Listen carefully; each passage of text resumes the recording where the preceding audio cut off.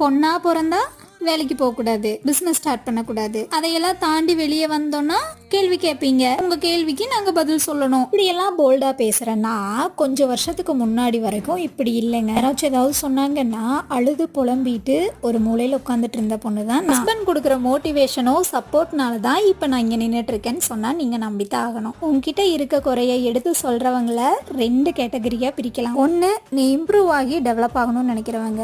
இன்னொன்னு, உன்னை டிமோட்டிவேட் பண்ணி எப்படியாச்சும் கீழே தள்ளி விடணும்னு நினைக்கிறவங்க. 2 பேரையுமே உன்கிட்ட இருக்க திறமையால மட்டும்தான் டிஃபரன்ஷியேட் பண்ணி பார்க்க முடியும். உனக்கு அவங்க நல்லதுதான் சொல்றாங்க அப்படின்னு உனக்கு தோணுச்சு அப்படின்னா சரிங்கன்னு சொல்லி அவங்கள கூடவே வச்சுக்கோ. அவங்க இன்னும் உன்னை டெவலப் பண்ண பார்ப்பாங்க. அவங்க பேசுறது உனக்கு இரிட்டேட்டிங்கா இருக்கு, இல்ல அவங்க ஏதோ தப்பா பேசுறாங்கன்னு உனக்கு தோணுச்சுன்னா இமீடியட்டா உனக்கு அங்க என்ன ரியாக்ட் பண்ணணும்னு தோணுதோ பண்ணிட்டு அந்த இடத்துல இருந்து கிளம்பிடு. இனிமேல் அவங்க அப்படி பேசவே மாட்டாங்க. இந்த மாதிரி ஒவ்வொரு பொண்ணுக்கும் வீட்டுல இருந்து சப்போர்ட் கிடைச்சதுன்னு வைங்களேன், எதுனாலும் சாதிச்சிடலாம்.